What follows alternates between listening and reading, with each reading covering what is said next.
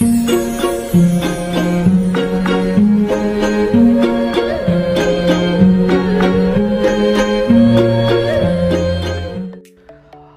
আলাইকুম। আরেকটি ডে ট্যুরে আপনাদের সবাইকে স্বাগতম জানাচ্ছি। আমি জাহেদুল ইসলাম। প্রথমেই আমরা চাঁদপুর থেকে সকাল 5:30টার দিকে মেঘনা ট্রেনে করে চিটাগাংয়ের উদ্দেশ্যে রওনা দিই। মাঝপথে আমরা লাকসামে ব্রেক নিই। ব্রেক নেওয়ার পরেই আমরা চিটাগাংয়ের যাওয়ার ঠিক আগের স্টেশনে কুমিরা, সেখানে আমরা নেমে আমরা আমাদের লোকেশনের উদ্দেশ্যে রওনা দিই। লোকেশনে আমরা প্রথমে যাই হচ্ছে বাঁশবাড়িয়া সি বিচে। সেখানে ভিউটা ছিল একদমই নিরিবিলি, একদমই শান্ত। বিচে কোনো লোকজন ছিল না, যার কারণে আমরা আসলে যতক্ষণই সেখানে ছিলাম আমরা সেই সময়টা খুবই উপভোগ করেছি।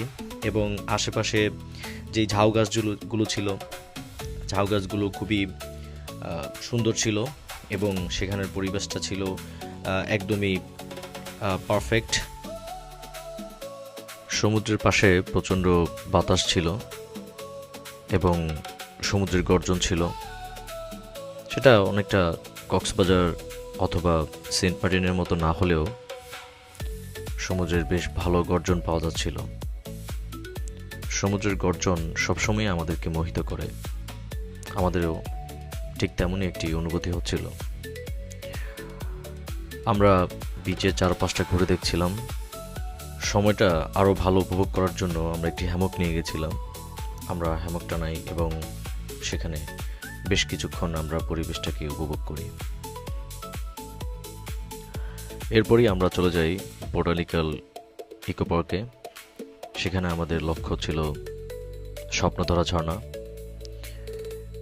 ইকো পার্কটি খুবই সুন্দর এবং সাজানো গোছানো। উপরে উঠতে কষ্ট হওয়াতে আমরা সবাই মিলে একটু দুষ্টামি করি।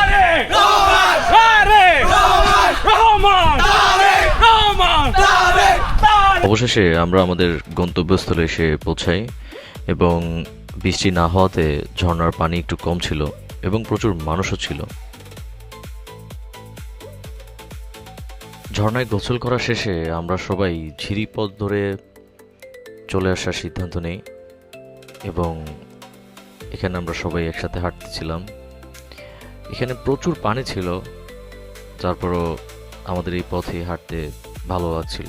এখন বেশ সিঁড়িগুলো বেশ খাড়া, এগুলো উঠতে আমাদের প্রচণ্ড কষ্ট হচ্ছে, তাও আমরা উঠতেছি। ট্রেন স্টেশনে আসতে আসতে আমাদের সন্ধ্যা হয়ে যায় এবং আমাদের ট্রেনটা চলে আসে। এর মাঝেই আমাদের আজকের এই ডে লং ট্যুরটি শেষ হয়। দেখা হবে অন্য কোনো দিন অন্য কোনো ভিডিওতে। আল্লাহ হাফেজ।